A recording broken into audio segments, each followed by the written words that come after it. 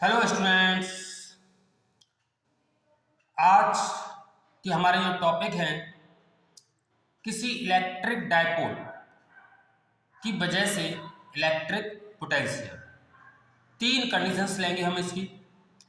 Eight an axial point, at an equatorial point यानी perpendicular to the dipole, और किसी general point किसी भी एंगल पर। तो स्टूडेंट्स ध्यान से देखें। Electric potential due to an electric dipole at an axial point. Student, electric dipole हम पिछली वीडियो में देख चुके हैं।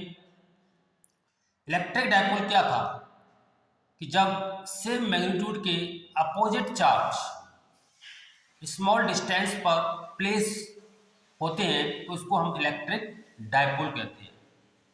और इसका जो इलेक्ट्रिक डायपोल जो मूवमेंट था student, P vector is equal to Q into 2L। और इस डायपोल मूवमेंट का जो डायरेक्शन था वो नेगेटिव चार्ज से पॉजिटिव चार्ज, यानी डायपोल आपका माइनस क्यू और plus Q, same magnitude opposite charge short distance पर प्लेस्ड है, इसी को हम डायपोल बोलते थे। अब हम इसी डायपोल की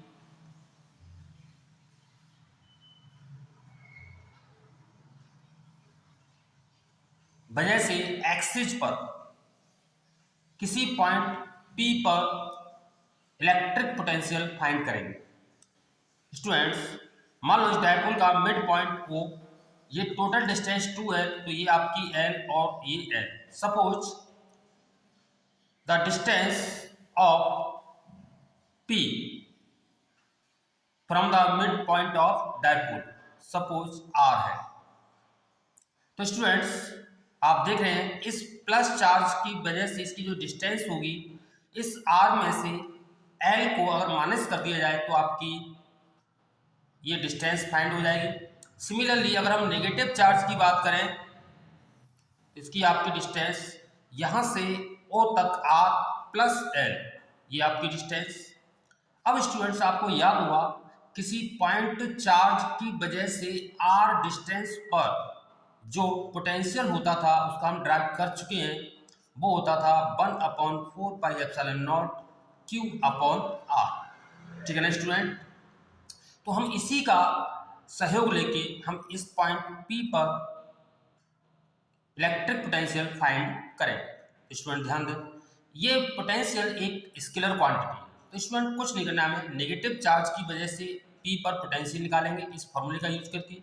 सिमिलरली इस प्लस Q चार्ज की वजह से भी यहाँ पर पोटेंशियल फाइंड कर लेंगे और दोनों को प्लस कर देंगे और हमारा आंसर आ जाएगा। तो स्टूडेंट ध्यान दें, तो यहाँ पर जो टोटल पोटेंशियल होगा एट द पॉइंट P, वो होगा आपका potential at the point P is equal to minus Q charge की वजह से पोटेंशियल प्लस Q चार्ज की वजह से पोटेंशियल। तो हम ये दोनों फाइंड कर लेंगे। तो नेगेटिव चार्ज की वजह से जो पोटेंशियल हुआ स्टूडेंट, वो आपका फॉर्मूला है ही सामने, तो वो होगा आपका 1/4πε0। इसके लिए क्वांटिटी तो आपको साइन सहित लेना है चार्ज यहाँ पर, तो Q की जगह आपका माइनस Q, और इस चार्ज से इस पॉइंट P की जो डिस्टेंस है R प्लस L, यानी R की जगह हम यहाँ पर R प्लस L। सिमिलरली इस पॉजिटिव चार्ज की वजह से यहाँ पर जो है पोटेंशियल आएगा 4πε0 प्लस Q, और इस चार्ज से इसकी जो डिस्टेंस है R माइनस L।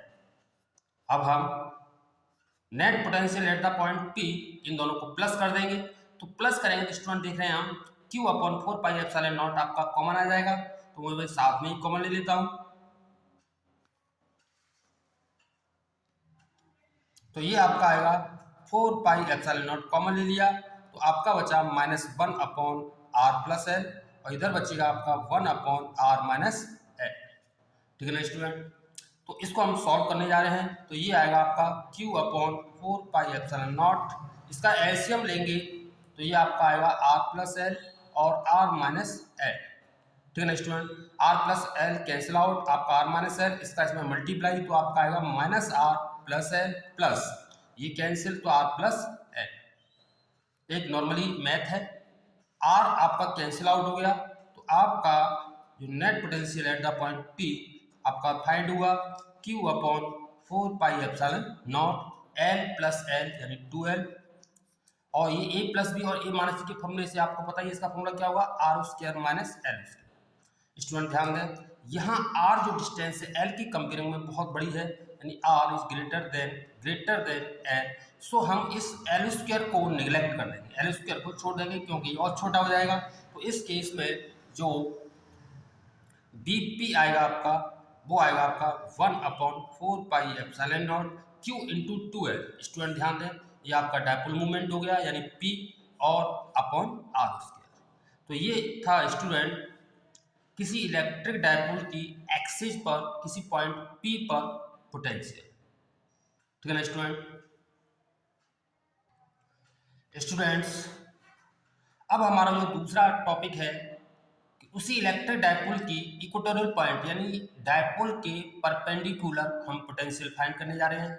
स्टूडेंट ध्यान से देखें, मान लिया कि ये हमारा एक -Q प्लस Q एक डायपोल हो गया आपका, और ये जो है मिड पॉइंट यानी ये जो L और ये L ये O, हमें equatorial point it means perpendicular कोई एक पॉइंट P ले लेते हैं जिस पर हमें पोटेंशियल फाइंड करना है। ठीक है ना स्टूडेंट, सपोज इसकी जो डिस्टेंस है O से वो R है। तो कुछ नहीं स्टूडेंट्स, इसमें जो है सबसे पहले हमें ये डिस्टेंस फाइंड करना है आप। तो ये जो डिस्टेंस होगी ये का राइट एंगल ट्राइंगल है, हाइपोटेन्यूज का square is equal to perpendicular square plus base का स्क्वायर। तो ये आपका आएगा root R square plus L square. Similarly ये भी आपका R square plus L square. आपको कुछ नहीं करना है, इस P पर हमें पोटेंशियल फाइंड करने के लिए इस नेगेटिव चार्ज की वजह से पोटेंशियल फाइंड करो और प्लस Q की वजह से पोटेंशियल फाइंड करो और दोनों को ऐड कर दो, हमारा आंसर आ जाएगा। तो देखते हैं, तो यहाँ पर नेगेटिव चार्ज की वजह से पोटेंशियल कितना आएगा स्टूडेंट, फॉर्मूला आपको पता ही है 1/4 pi epsilon 0 negative charge minus Q और डिस्टेंस है आपकी under root R square plus L square, first equation. इसी प्रकार स्टूडेंट प्लस Q चार्ज की वजह से यहाँ पर जो पोटेंशियल आएगा आपका 1/4 pi epsilon not plus Q, और इस चार्ज से इस पॉइंट P की जो डिस्टेंस है under root R square plus L square second. तो net potential at the point P is equal, तो ये आपका इन दोनों को हम प्लस करेंगे यानी B minus Q plus B plus Q। तो आप क्या देख रहे हैं, दोनों का मैग्नीट्यूड सेम है, यानी ये एक दूसरे को कैंसिल आउट कर देंगे, यानी नेट जो पोटेंशियल आएगा at the point P is equal to 0। तो ये था हमारा इक्वेटोरियल पॉइंट पर पोटेंशियल। स्टूडेंट आपने देखा कि डायपोल के परपेंडिकुलर यानी इक्वेटोरियल पॉइंट P पर हमने पिछली वीडियो हमने देखा इलेक्ट्रिक फील्ड 0 नहीं था, electric field at the point P not equal to 0, but हमने देखा पोटेंशियल 0 होता है। तो ये था हमारा सेकेंड टॉपिक। अब हम जो है किसी जनरल पॉइंट पर इलेक्ट्रिक फील्ड फाइंड करने के लिए डेरिवेशंस करने जा रहे हैं, बहुत ही इंपॉर्टेंट है, और उस डेरिवेशन से ये दोनों भी हो जाएंगे सॉल्व। तो देखा स्टूडेंट, तो स्टूडेंट अब हमारा जो थर्ड पार्ट है इसका, electric potential at general point by the dipole, यानी किसी भी पॉइंट पर हम इससे इलेक्ट्रिक पोटेंशियल फाइंड कर सकते हैं। स्टूडेंट ध्यान देना, थोड़ा सा इसमें ज्योमेट्री का यूज होगा, थोड़ा ध्यान दें। क्या है इसमें कि सपोज पहले हम एक डायपोल बना लेते हैं -Q प्लस Q, ये इसका मिड पॉइंट। सपोज हमें किसी पॉइंट P पर पोटेंशियल फाइंड करना है और इसको हमने मिड पॉइंट से मिलाया, सपोज जो एंगल है वो आपका थीटा है। अब स्टूडेंट यहाँ हम देखें तो हमारे पास इस -Q से जो डिस्टेंस है और प्लस Q से जो डिस्टेंस है दोनों इक्वल नहीं आएंगे। तो सपोज कि -Q से इस पॉइंट P की जो डिस्टेंस है R1 और प्लस Q से जो डिस्टेंस है आपकी R2।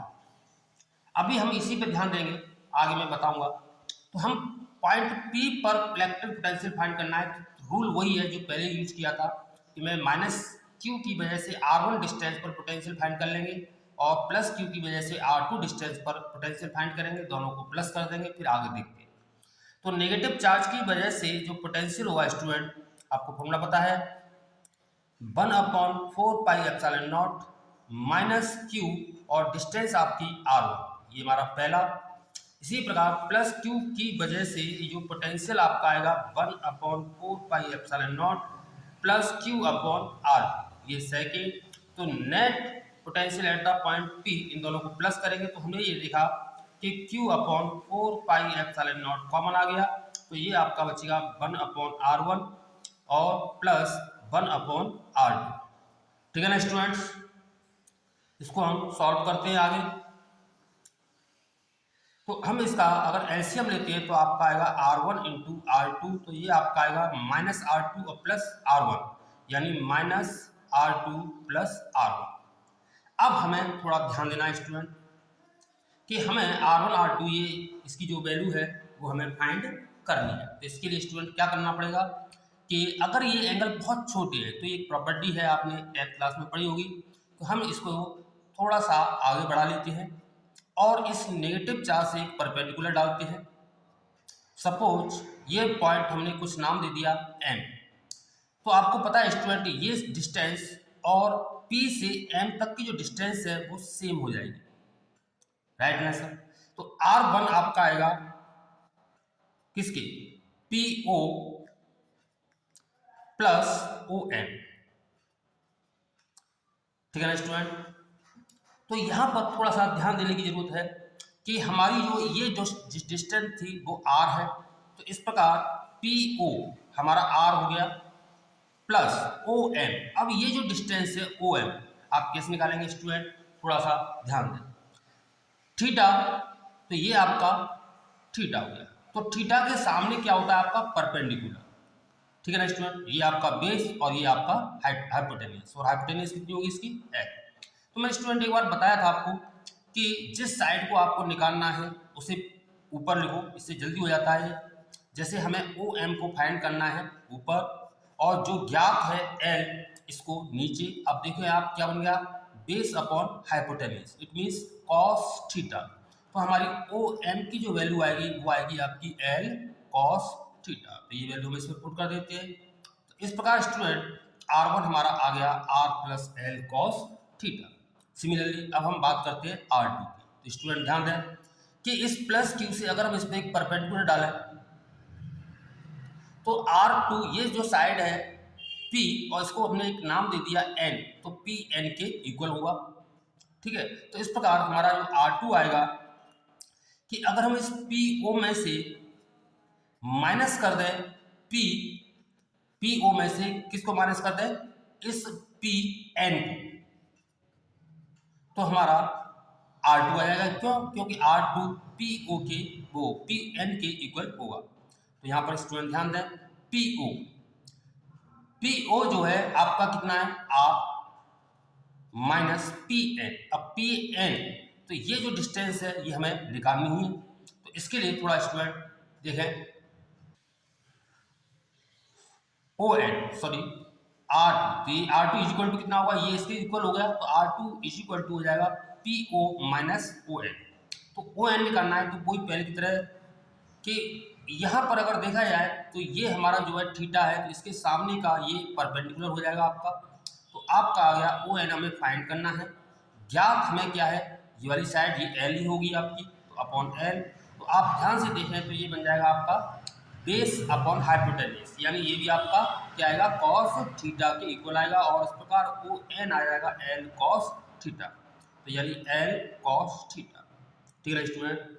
अब हम ये देख रहे हैं कि हमें चाहिए R1 माइनस R2 की वैल्यू चाहिए, इसको हम सॉल्व कर लेते हैं कि सिंस R1 माइनस R2, यानी R1 में से R2 को माइनस करेंगे तो ये R से R कैंसिल हो जाएगा, ये प्लस का हो जाएगा, इट मीन्स ये आएगा आपका 2L cos थीटा, ठीक है ना स्टूडेंट।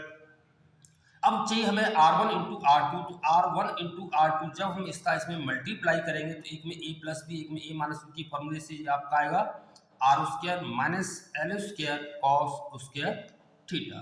स्टूडेंट बात वही है कि यहाँ R अपॉन L एक से बहुत बड़ा होगा, तो इस प्रकार हम जो है L square cos square theta को छोड़ सकते हैं और ये दो वैल्यू जो हमारी निकल के आई हैं इक्वेशन नंबर 3 में रख देंगे।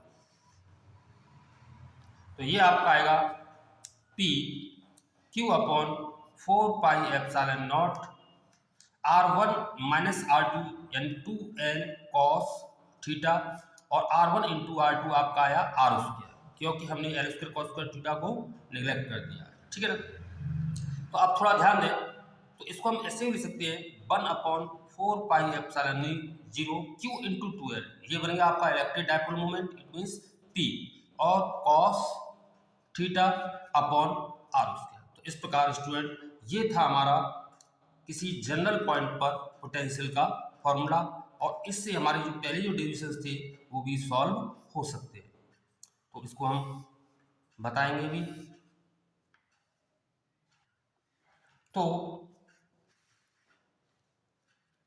केस फर्स्ट, यदि थीटा 0, तो थीटा 0 होने पर ये कौन सी एक्सिस होगी, एक्सेल पॉइंट पर आ जाएंगे हम -q और प्लस q, और ये जो डायपोल था तो यानी जो थीटा है ये वाली जो पहले थीटा था अगर 0 कर दिया जाए तो ये पॉइंट P जो है एक्सिस पे आ जाएगा।